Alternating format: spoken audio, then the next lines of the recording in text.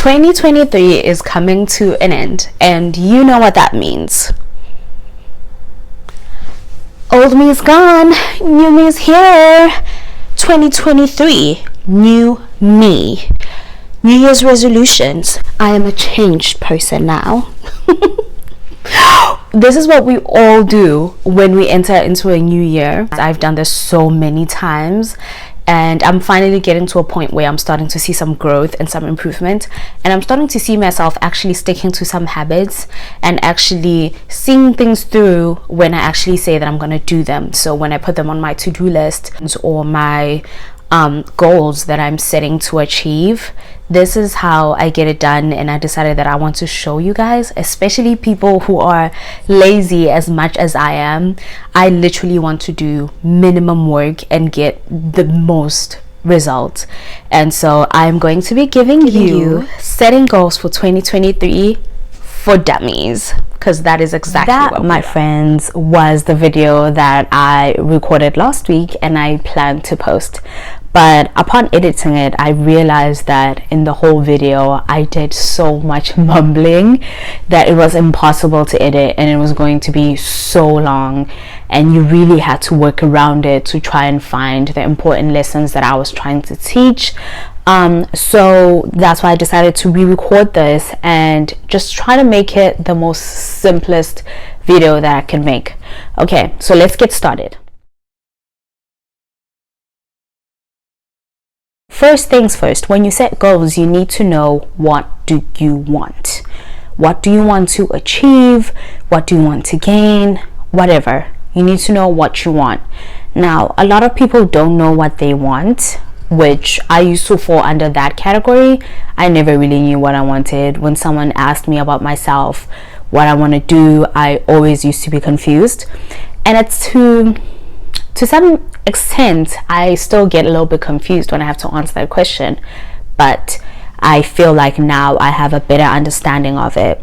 So the first thing that I would recommend, if you don't know what you want and you're trying to find out what you want, think of all the things you've ever felt like doing. Even if it's something that you never really thought of, like by yourself, or you saw your friend do something and you thought, I would really like to do that, or you're like, that could be cool. Write that down. Write everything you've ever wanted to do, everything you've ever wanted to achieve. It could be big or small. It doesn't have to be like a serious, like academic goal or like a career goal. It could literally be anything. Write it down. So for me, I wanted to give an example about myself. So one of my goals for 2023 is to attend balls and galas, because I've always wanted to wear beautiful like ball gowns or like nightgowns, just beautiful, well-designed dresses. I've always had a dream to just wear that. So I told myself that in 2023, one of my goals, not the whole goal, but one of my goals is to attend like a charity gala, any nighttime event really, where I get to dress up and wear these beautiful ball gowns that I cannot wear every day. So that's one of my goals. Another person would think that's ridiculous, but it's not, and it's so amazing because a friend of mine sent me a link to this party. It's a New Year's Eve party where the attire is it's not really semi-casual, but it's more of like black tie attire, but it's not supposed to be casual. That's the whole point. And I bought this beautiful black and white dress that I'm planning to wear to that event, which shows that, you know, I'm not really waiting for 2023 to start doing these things and implementing like these goals. I am starting now. So that's the first step when you are struggling to start with your goals. You start right now, like whatever goal that you see that it's possible in the now, you start doing that. It can be very little or very big. It doesn't matter.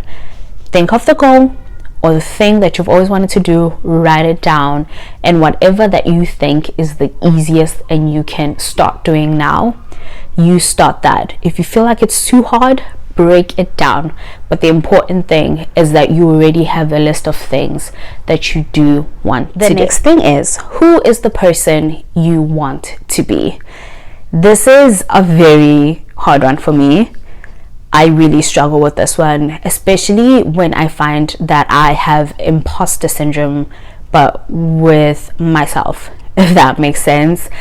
I tend to feel that whenever I not necessarily reinvent myself, but when I try to embody the person that I want to become, I find myself like feeling like an imposter, like feeling like I'm pretending, feeling like I'm fake. And it's really hard. It's really hard when you are trying to move into a new mindset and you're trying to leave your old life behind, and you start being the person that you want to be, but it doesn't feel real. It feels like you're a fraud. But it is very important. It is hard work that can take you really, really, really far. So I believe that you should think about the person that would do these or achieve the kind of goals that you want to achieve. So you look at your list of goals and you say, what kind of person do I have to be to achieve these kind of goals? And I think that usually solves your answer. And I think also when you feel like giving up, when you start feeling like a fraud, you can always go back to this list and say to yourself, well, if I want to achieve this, I have to be this person. And usually it does stick. If you stick with it, it will stick with you. Let me just say that. It's very interesting because I found myself, I lied about something. I don't remember what I lied about, but I had said the lie so many times in my head that one time I was taking a walk and I was like repeating the lie in my head. And I stopped myself and I said, hold on, you know this is a lie. Like, okay, I get that you're lying to other people to protect yourself, but like, why are you lying to yourself? To a point where you're starting to believe those lies. And that's when I realized how lies, or like saying things that you don't necessarily believe in but want to believe in, and you lie to yourself so many times, you can actually end up believing them, which ended up leading me to understanding that faking it truly is making it. So when you are looking at your goals and you're like, oh, I can't do this, maybe you need to change that mindset and say, who do I need to become to do this? And then literally fake it till you make it. How do you start? Honestly, like, I don't even know why this is here. I feel like starting is not really a problem. Like, I always hear people go like, oh, how do I start? I feel like starting shouldn't really be a problem. That's why, you know, every new year we start like the 1st of January, we're working out, and then come mid-January we're kind of getting tired of it. So I don't think that starting is the problem. I believe that the problem is we take on too much. So what I would recommend with starting is, when you start small. So if you want to start going to the gym, start, I don't know, working out for like 15 minutes. I'd say that. Like, a lot of people will think that's counterproductive, but I think just installing the habit, which is also another thing that this book taught me, just to like instill the habit in your mind, like in your routine, just to have an understanding that you go to the gym every day, even if it's just for 15 minutes, or running for 15 minutes if you want to be a runner. It's not so much, but it can get you used to the habit of running, and that is the whole point. The point is to get into the habit to become a runner, to become like a gym enthusiast.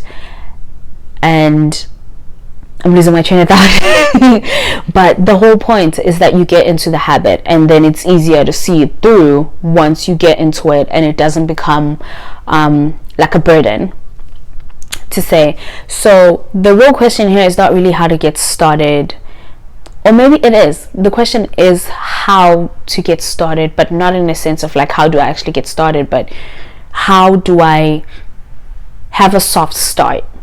That's my answer. That's how you get started. You have a soft start, which will allow you to not be overwhelmed, to not be tired as you are moving through. And this applies to everything really, whatever goals you have. If you have like a goal to save money, you can break it down into smaller bits, and that way it's not overwhelming, tiny chunks, bits by bits, and this way you will find yourself ahead without even realizing it, without draining yourself, without being overwhelmed. So that's how you start. You start small, you start soft, and one day you just find yourself there. The next step to achieving your goals in 2023 is to make the process of achieving your goals as easy as possible. Now, how do we do this? I will give an example. No, I won't. Now, how do we do this? Now, doing this can require you to become quite creative with your goals and your systems, because I truly believe that you need systems to make those goals a little bit easier. And that's something I learned from Atomic Habits. And a lot of people who have read this book truly understand how the author really emphasizes the importance of rituals or habits or systems, because that is the easiest and the quickest way to get to your goal. Now, you might think like not all goals are easily achievable, but I truly believe that slowly is the fastest way to get there. And when you have a routine that supports or helps you move forward to your goal, I think that is the fastest way to get there, especially, if you're not wealthy and you don't have all the opportunities you need and all the support you need at your fingertips. The best thing you can do is find a routine that can help you work towards your goal, and you go with that and you stick to it, and eventually it starts becoming like, breathing air. So I'll give an example on how you can make achieving your goals as easy as possible. One way that I am doing this for myself is that I'm trying to stop using DoorDash. I don't really use Uber Eats, so I'm not gonna try to add that to it, but DoorDash was really taking my money. I used to order takeout like twice a week, and it was really starting to show in my bank balance. What I did was I deleted the app on my phone. And I told myself that I made a rule to myself that if I wanted to order takeout, I actually have to walk to the store physically. Now, this can be like in two ways. You can look at it from a point of I deleted the app, making it easier for me not to order takeout, or you can look at it from a side of I made it difficult for myself to go get takeout, which also stops me from buying takeout, whatever way you look at it. And also I told myself, if I don't order takeout like for a whole month, then I can take that money, well, not over, like half of it, and put it in a fund that I'm going to use to buy a ticket for like a gala or whatever that I feel like going, whatever event that I feel like going to, where I can dress up, which is also another one of my goals. So this goal of mine supports the outcome for another goal. If I stick with this, I get to save money, I get to achieve this one goal, but also the money that I'm saving from this goal I get to use for this other goal. So I think that's how I'm making my goals easier, and I'm making it more fun. I'm giving myself bigger rewards, more rewards for the smallest efforts. Let me say that, the smallest efforts for actually not ignoring my boundaries. So as long as I don't order on DoorDash, and I try to refrain from actually walking to the restaurant to buy food, I get to go to my fancy ball.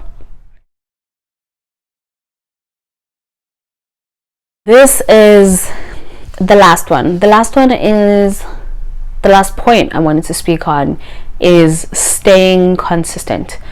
Yeah, this one's hard. I truly struggle with staying consistent with a lot of things that I do, and I found that one thing that really does help me is treating everything like an attendance report.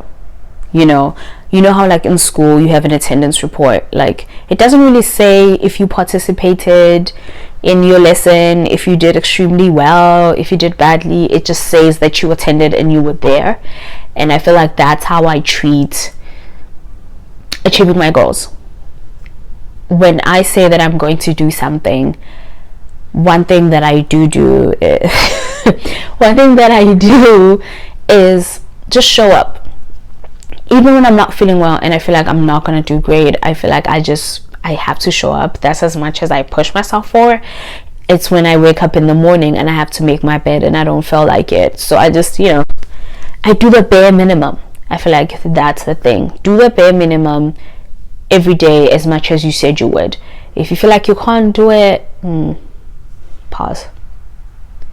The bare minimum, right?